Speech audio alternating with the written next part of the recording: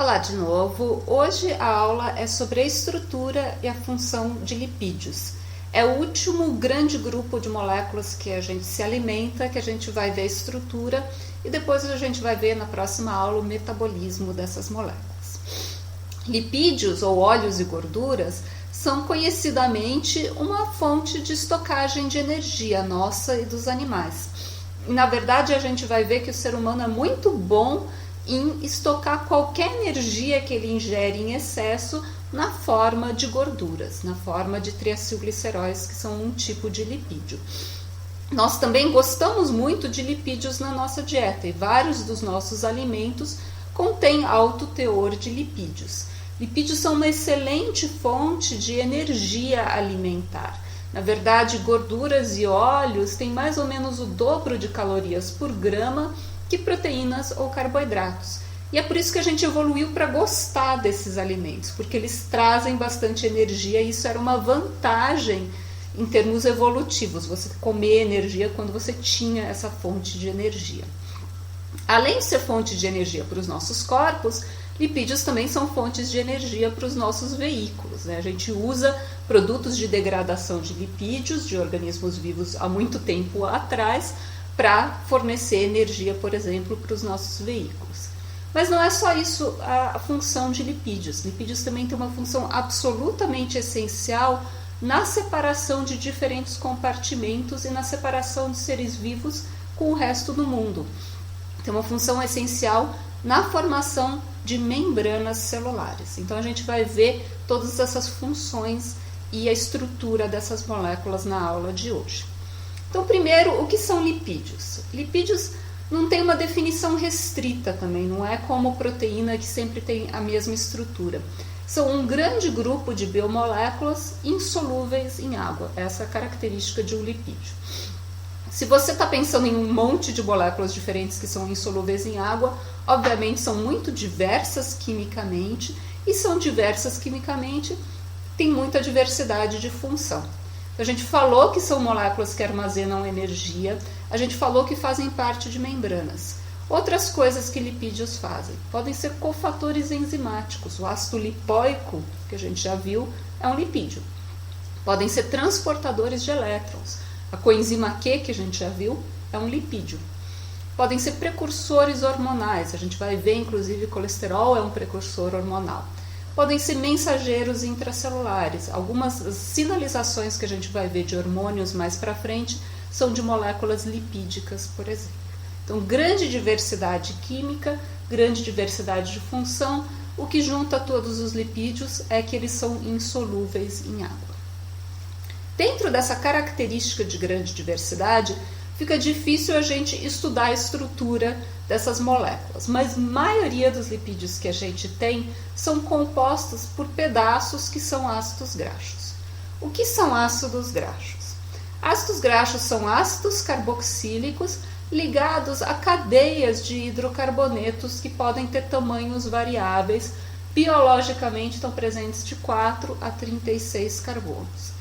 Essas cadeias são altamente reduzidas, mas podem ter algumas insaturações. A nomenclatura de ácidos graxos é dada ou por nomes comuns, como ácido palmítico, esse é o ácido palmítico, ou ácido oleico, esse é o ácido oleico, ou mais tecnicamente por esses números. O que são esses números? O primeiro número, antes dos dois pontos, é o número de carbonos dessa molécula. Então, o ácido palmítico tem 16 carbonos. O segundo número, depois dos dois pontos, é o número de insaturações.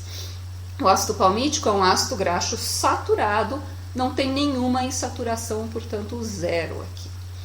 O ácido oleico é um ácido insaturado, ele tem uma insaturação, portanto, esse 1 aqui.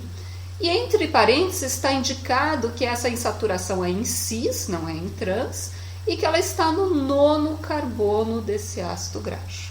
Então, isso caracteriza um ácido graxo de 18 carbonos com uma insaturação no carbono 9 em cis, é o ácido oleico. Biologicamente, grande variedade desses ácidos graxos, mas a maioria dos ácidos graxos que a gente sintetiza e, portanto, armazena, tem entre 24 e 12 carbonos, entre 12 e 24 carbonos. Na verdade, a maioria dos ácidos graxos que a gente sintetiza e armazena são ácido palmítico. A gente armazena muito ácido palmítico e também bastante ácido oleico. Nós sintetizamos e degradamos ácidos graxos, como a gente vai ver na aula que vem, tirando e colocando 2 carbonos de cada vez. É por isso que, na natureza, um número par de carbonos é muito mais comum. A gente também sintetiza essas insaturações. Existem enzimas que fazem insaturações. E essas insaturações podem ser nos carbonos 9, 12 ou 15 mais comumente. Nós fazemos insaturações através de reações enzimáticas e, portanto, com conformação espacial específica.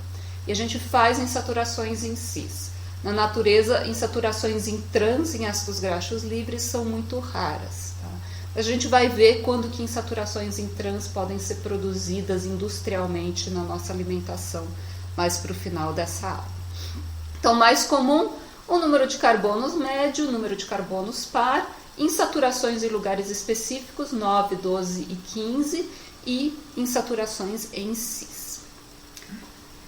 A característica da insaturação do ácido graxo vai levar a uma característica de empacotamento dos lipídios. Então, lipídios tendem a fugir da água e, portanto, tendem a interagir entre si. E a característica da cadeia carbônica vai determinar o quanto que esses ácidos graxos conseguem se empacotar e se aproximar um dos outros. Quando você tem cadeias carbônicas saturadas, por causa da linearidade da ocupação do espaço dessas cadeias carbônicas, existe um empacotamento maior. Isso significa que compostos que contêm ácidos graxos saturados tendem a ser mais sólidos à temperatura ambiente. Eu estou falando de manteiga, eu estou falando de gordura animal, que tende a ser mais sólida à temperatura ambiente e tende a ter mais ácidos graxos saturados. Já compostos que têm mais ácidos graxos insaturados, como por exemplo os óleos vegetais, têm mais dificuldade de empacotamento. Você tem que pensar também que esses ácidos graxos estão rodando no espaço. Então, por causa dessa insaturação que leva a um dobramento da cadeia carbônica, eles ocupam mais espaço, empacotam menos e têm mais tendência a ser líquidos à temperatura ambiente, como são os óleos vegetais, por exemplo. Obviamente, isso vai mudar a característica de armazenamento também. Isso vai mudar a característica e a solidez de qualquer coisa que é composta por esses ácidos graxos. Agora, ácidos graxos existem livres na natureza, mas a maioria dos ácidos graxos está ligada a outras moléculas na forma de lipídios que são de armazenamento de energia ou que têm função estrutural dentro da célula. Como que esses diferentes lipídios são organizados?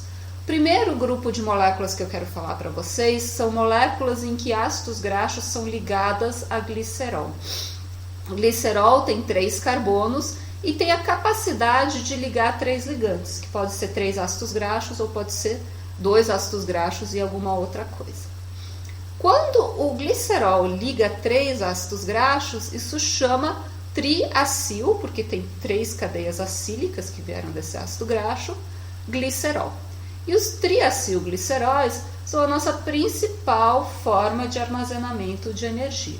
Então tem um glicerol, 3 ácidos graxos, fazendo uma molécula com esse formato, uma molécula bastante apolar. Essas moléculas tendem a se aglomerar dentro de células e fazer gotas de gorduras dentro de células. Tá? Várias células diferentes têm essas gotas intracelulares. A gente tem células especializadas em acumular gorduras, que são os nossos adipócitos. Mas isso não significa que a gente não tenha gotículas de gordura em outros tipos de células. Isso significa que tem uma quantidade menor em outros tipos de células. Essas gotículas de gordura não são só importantes como fonte de energia, também têm uma importância na nossa proteção em relação ao ambiente. Então, a gente tem acúmulo de gordura, por exemplo, na pele, nos separando do resto do mundo. Isso é importante para manter as nossas temperaturas. E animais que são homeotérmicos, animais como mamíferos, por exemplo, que vivem em lugares muito frios ou em águas muito frias, costumam ter mais gordura para ter mais isolamento térmico.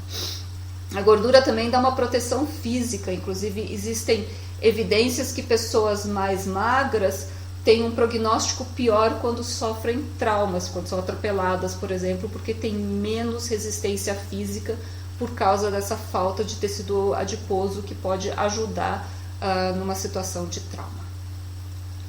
Bom, vimos os triacilgliceróis. Vamos falar agora de moléculas que contêm grupos fosfato ligados ao glicerol ou a outras moléculas. Um grupo importante são os glicerofosfolipídios, que tem uma molécula de glicerol ligada a um fosfato e um álcool e 2 ácidos graxos. Isso são conhecidos como fosfolipídios porque tem fosfato e especificamente glicerofosfolipídios. Glicerofosfolipídios, então o glicerol, o fosfato, uma cabeça, né, que vai ser um álcool geralmente, e essas 2 cadeias carbônicas. Essas moléculas comumente fazem parte das nossas membranas. E elas fazem parte das nossas membranas porque a cabeça polar interage bem com a água, enquanto as caudas apolares interagem bem consigo mesma. Então tem 2 características e separa esses 2 ambientes. Os nossos glicerofosfolipídios tipicamente são saturados em uma das cadeias de acila e insaturados na outra cadeia. Isso vai conferir um grau de liquidez dessa membrana necessário para essa membrana, né? Cada membrana precisa ter um grau de liquidez à temperatura que a gente é. Geralmente, a cadeia insaturada é um pouquinho mais comprida do que a cadeia saturada, mas isso são características gerais. Na verdade, existem muitos tipos de glicerofosfolipídios diferentes. Aqui a gente tem um exemplo, fosfatidiletanolamina, que vai ter na cabeça polar uma etanolamina. Aqui a gente tem outro exemplo, fosfatidilcolina, que é essa molécula aqui, que vai ter uma colina na cabeça polar, ambas muito comuns em membranas celulares. Tem as 2 caudas apolares, uma insaturada e outra saturada, e a cabeça polar que interage bem com a água. Mas essas cabeças polares podem ser muito diferentes. Um exemplo aqui é a cardiolipina. Cardiolipina é um glicerofosfolipídio em que a cabeça polar, além do fosfato, tem 2 cadeias carbônicas, tem mais 2 cadeias de acila. Então ele tem, na verdade, 4 pernas apolares e é um lipídio bastante comum em membranas que mantêm potenciais elétricos transmembrana. Então ela é comum na membrana do processo tilacoide e é comum na membrana interna mitocondrial. Ajuda a manter a impermeabilidade a prótons, essas 4 cadeias carbônicas. Bom, glicerofosfolipídios têm, portanto, essa estrutura, né, com 2 cadeias de acila e um fosfato. Existem outros lipídios, também fosfolipídios, que têm uma estrutura muito parecida, que são as esfingomielinas. A diferença é que eles não têm 2 ácidos graxos, mas sim tem um ácido graxo, um grupo com fosfato ligado a uma esfingosina. Mas a esfingosina tem uma cadeia carbônica própria que é muito parecida com o ácido graxo. Então a estrutura final dessa molécula é muito parecida com a do glicerofosfolipídio. Essa aqui é a estrutura da esfingosina, repare aqui que tem 12 carbonos a mais do que os desenhados, né? Então tem uma cadeia carbônica saturada bastante grande aqui, um ácido graxo e uma cabeça polar que pode ter um fosfato, então pode ser um fosfolipídio. Tá? Também são comuns em membrana quando são fosfolipídios, quando tem um fosfato ligado nessa molécula de esfingosina, estruturalmente muito parecido com os glicerofosfolipídios, se inserem bem dentro da estrutura da membrana. Esses esfingolipídios, na verdade, são o que fazem o sistema ABO. A gente viu na aula de carboidratos que o sistema ABO são carboidratos de superfície da membrana da hemácia. O que a gente não viu é que esses carboidratos são ligados a lipídios, na verdade são ligados a uma esfingosina e ficam ali na superfície, enquanto a esfingosina e o ácido graxo estão inseridos na parte lipídica da membrana.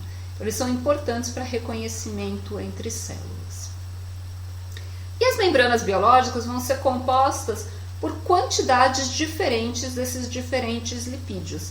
Então, vocês veem aqui que fosfatidiletanolamina e fosfatidilcolina, que eu mostrei para vocês, fazem parte da maioria das membranas, em proporções diferentes. Esfingolipídios também. A gente também viu cardiolipina como um glicerofosfolipídio muito especial, presente muito na membrana mitocondrial interna e muito menos em outros. E a gente vai ver até o final da aula também colesterol, que é um lipídio que tem uma estrutura bem diferente desses lipídios que a gente acabou de ver. O colesterol é bem importante na membrana plasmática, mas tem pouco na membrana mitocondrial. Então, cada membrana vai ter uma composição específica que também é bem adaptada à função dessas diferentes membranas. Por que membranas são tipicamente formadas por fosfolipídios? Por lipídios que têm uma cabeça polar e que têm duas caudas apolares. Por causa do espaço ocupado por um fosfolipídio. Se você pega um ácido graxo com só uma cauda apolar, a cabeça polar ocupa mais espaço do que a cauda. Então ele vai ter esse formato de cone. E quando muitos ácidos graxos se agregam, eles acabam formando essa estrutura conhecida como micelas, em que a cabeça polar interage com o meio aquoso e as caudas apolares interagem entre si. E aqui dentro não tem água nenhuma, então não tem nenhuma ocupação desse espaço interno. Por outro lado, porque fosfolipídios têm essa estrutura cilíndrica, as cabeças polares tendem a se acumular uma do lado da outra, né, em interação com a água, e as caudas apolares tendem a se acumular juntas, fazendo o que a gente chama de uma bicamada. Então você tem duas camadas de fosfolipídios, uma ao lado do outro, que acabam se dobrando nesse espaço aquoso e podem até se fechar, formando uma bolinha que é o lipossomo. O lipossomo tem duas interfaces com a água. Tem uma cavidade aquosa no centro e tem interface com a água externa. E é exatamente essa característica de membranas biológicas. Membranas biológicas são formadas por essas bicamadas de fosfolipídios, que são formadas espontaneamente por causa do formato espacial de fosfolipídios. Lembrando que membranas biológicas não só têm fosfolipídios, mas também tem proteínas inseridas, podem ter carboidratos de superfície e podem também ter outros tipos de lipídios, como os esteróis, o colesterol é um exemplo. Todas essas moléculas estão se mexendo, as membranas biológicas são líquidas, então existe espalhamento dessas moléculas no espaço e no tempo. Você tem que pensar nas proteínas de membrana como icebergs boiando dentro de água e não como coisas fixas no espaço, a não ser que elas estejam fixadas no citoesqueleto. As membranas biológicas são fluidas. Existe difusão lateral rápida dos lipídios de membrana. Na verdade, se você pega, por exemplo, esfingolipídios que têm uma marcação de carboidratos específicos de uma célula humana e funde essa célula humana com uma célula de camundongo, você vai ver que depois de bem pouco tempo já se misturou todos esses carboidratos de superfície que estão ligados aos lipídios por causa dessa difusão lateral rápida dos fosfolipídios da membrana. Por outro lado, existe também algum transporte de fosfolipídios de um lado da membrana para o outro lado da bicamada. Mas esse transporte, que a gente chama de flip-flop, né, vai flipar através da membrana, é muito mais lento, porque passar uma cabeça polar por dentro dessa área apolar requer uma energia de ativação maior. Então, essa difusão é lenta, essa difusão é rápida e as membranas são fluidas. Lembrar delas sempre pensando como coisas em movimento e pensando como proteínas inseridas, como icebergs andando dentro de um ambiente líquido. As membranas também são super interessantes porque a gente sabe a composição delas, a gente sabe como são formadas essas moléculas, como que a gente forma os fosfolipídios de membrana. Mas a gente não sabe fazer uma membrana do zero. Há alguns anos atrás, na verdade 10 anos atrás, já em 2010, o grupo do Craig Ventner falou que criou uma bactéria sintética. Na verdade, eles não falaram que criaram uma bactéria sintética. A imprensa falou sobre o trabalho deles, que eles criaram uma bactéria sintética. O que eles falaram é que eles fizeram uma célula controlada por um genoma sintético. E de fato eles sintetizaram quimicamente todas as informações do DNA para fazer as proteínas que uma célula precisa. Mas essa célula não cresceu sozinha, eles precisaram dar para essa célula uma membrana de bactéria já pronta. Uma vez tendo uma membrana já pronta, a bactéria consegue fazer mais membrana e consegue se reproduzir. Mas você não consegue fazer artificialmente uma membrana sozinho até hoje, com todas as características biológicas de uma membrana. A gente consegue fazer membranas artificiais com algumas características, mas não com todas as características de uma membrana. A gente ainda não entende completamente qual que é a informação que determina a formação de membranas biológicas. Isso é uma das fronteiras do conhecimento que a gente ainda precisa avançar mais completamente. Bom, falamos sobre estrutura de lipídios, falamos sobre estrutura de membranas. Eu quero falar agora sobre algumas características de lipídios que estão relacionadas à nossa alimentação, porque isso atrai bastante a nossa atenção. A gente falou um pouco de alimentação quando a gente falou de carboidratos, e nós falamos que carboidratos complexos como amido devem ser a base de uma pirâmide alimentar. Óleos e gorduras estão do outro lado, eles estão aqui em cima no topo de uma pirâmide alimentar. A gente não precisa de grandes quantidades dessas moléculas na nossa dieta para viver bem. Isso não significa que a gente não precisa dessas moléculas, muito pelo contrário. Na verdade, a gente precisa de óleos e gorduras porque existem vitaminas, as vitaminas A, D, E e K, que só estão presentes em lipídios. Então, você precisa se alimentar de algum teor de gordura para poder ter essas vitaminas. Você também precisa de algum triacilglicerol na sua alimentação, porque pouca gordura na dieta está associada à depressão e a gente não quer que ninguém tenha depressão. Mas a verdade é que seres humanos são muito capazes de sintetizar seus próprios lipídios e, portanto, a gente não precisa de grandes quantidades desses lipídios. E até se a gente come grandes quantidades desses lipídios, a gente tem uma facilidade grande de ingerir excesso de calorias, porque são alimentos extremamente calóricos. Tendo dito isso, os nossos alimentos têm quantidades diferentes de ácidos graxos saturados e insaturados. Os óleos tendem a ter muito mais ácidos graxos insaturados, enquanto as gorduras, manteiga ou a gordura animal, tende a ter muito mais ácidos graxos saturados, e é por isso que eles são mais sólidos à temperatura ambiente. O consumo de ácidos graxos saturados está associado a piora em termos de síndrome metabólica, piora em termos de doenças metabólicas associadas à idade, enquanto ácidos graxos insaturados estão associados a dietas que têm melhor desenvolvimento metabólico com a idade. Outro tipo de ácido graxo que vocês ouvem falar bastante da alimentação são os ácidos graxos em trans, ou as gorduras trans.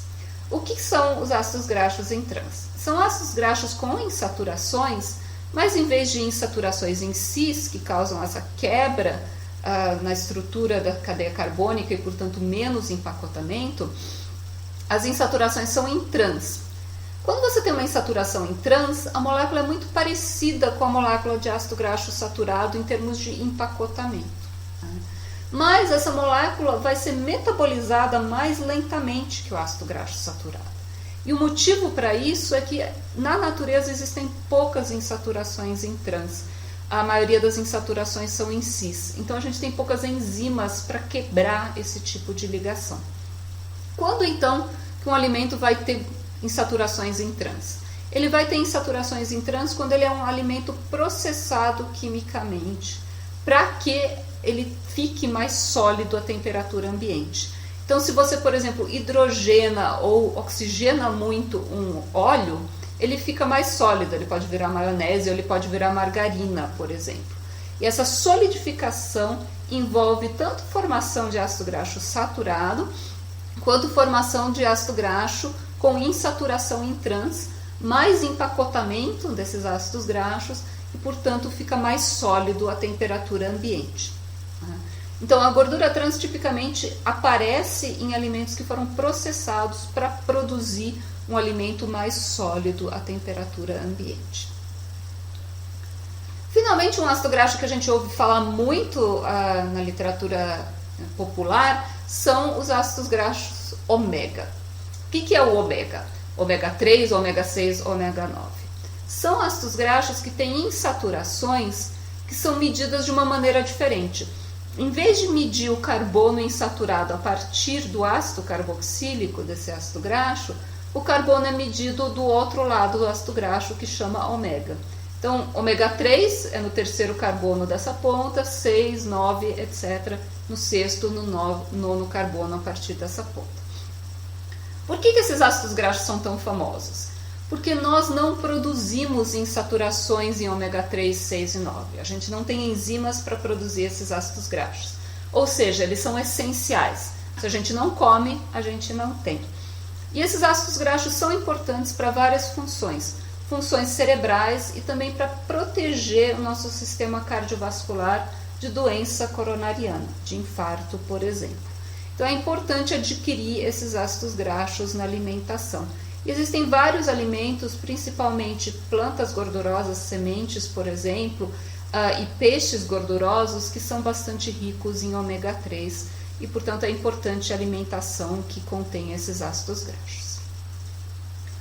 Outro tipo de lipídio que a gente ouve falar muito da dieta é o colesterol. O colesterol é um lipídio diferente, ele não tem ácidos graxos na sua composição, embora tenha uma cadeia carbônica um pouquinho mais curta do que a maioria dos ácidos graxos. Ele, na verdade, é uma molécula que tem um núcleo esterol. Então, ele tem esses anéis de 6 carbonos e um anel de 5 carbonos fundidos. Isso faz uma estrutura bastante planar e uma estrutura bastante rígida, que está ao lado dessa cabeça polar. E essa cabeça polar é o que vai estar interagindo com o meio aquoso. Então, a cabeça polar vai estar interagindo com o meio aquoso e essa estrutura esteroide vai estar logo abaixo, dando uma estrutura rígida para essa interface entre o meio aquoso e a parte lipídica de uma bicamada. Além disso, porque o colesterol tem uma cadeia alquílica mais curta, ele vai permitir mais movimentação das cadeias carbônicas dos outros lipídios de uma membrana. Então ele tem um efeito duplo de dar mais resistência para a interface, mas ao mesmo tempo mais fluidez para a parte da membrana que é bastante hidrofóbica. Esse lipídio é muito importante para manter a estrutura esperada de lipídio de membranas como a membrana plasmática, por exemplo. O colesterol é tão importante que a gente sintetiza colesterol. Tá? A gente sintetiza colesterol. Mais ou menos 2/3 do colesterol que você tem na sua vida vem das suas células sintetizado e não na dieta.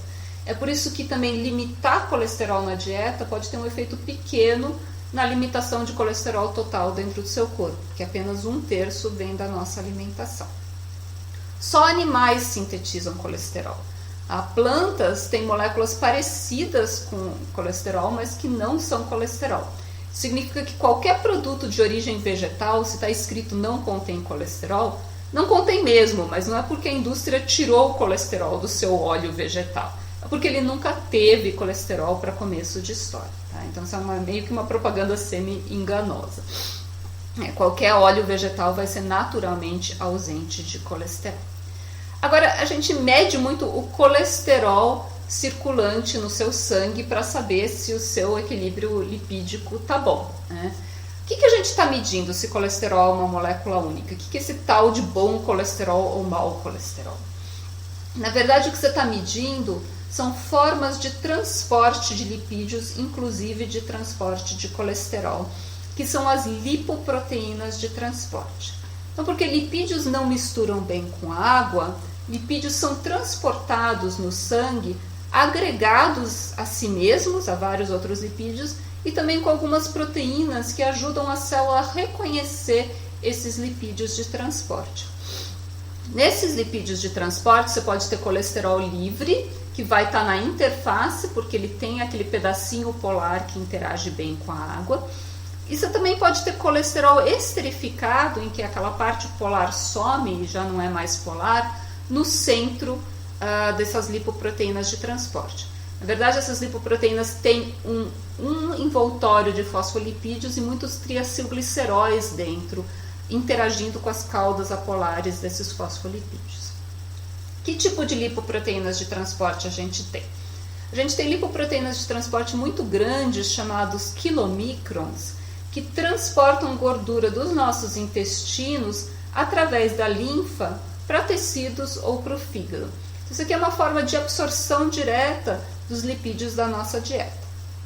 A gente também tem lipídios com densidade muito baixa, né? Proteínas de transporte com densidade muito baixa, que são as VLDLs, é Very Low Density Lipoprotein. Então são lipoproteínas de transporte com muito baixa densidade. O que significa ter muito baixa densidade? Significa ter muito mais lipídio do que proteína. Lipídios têm menos densidade. Essas VLDLs vão levar gorduras como triacilgliceróis e colesterol do fígado, que empacotou essas moléculas, para os tecidos. O tecido vai pegar parte da gordura dessas lipoproteínas de transporte e deixar o resto de acordo com a necessidade de uso. Se sobrar bastante lipídio, essas VLDLs viram LDLs, que são VLDLs que foram depletadas de triacilglicerol, mas ainda sobrou, por exemplo, colesterol, que a célula não estava precisando de tanto colesterol ou ela não tinha como absorver esse colesterol. Por outro lado, se as células do tecido periférico absorvem a maioria do triacilglicerol e a maioria do colesterol, sobram lipoproteínas de transporte predominantemente proteicas, com muito mais proteína para lipídio. Essas lipoproteínas de transporte têm alta densidade, high density, e são as HDLs. Essas são conhecidas como bom colesterol, porque indicam que as suas células periféricas estão absorvendo a maioria do colesterol sintetizado pelo fígado. Não está sobrando colesterol sintetizado pelo fígado. Bom, é isso que eu queria falar sobre estrutura e função de lipídios. Na aula que vem a gente vai ver metabolismo de lipídios, como que a gente degrada gordurinhas e como que a gente sintetiza gordurinhas. Então até lá!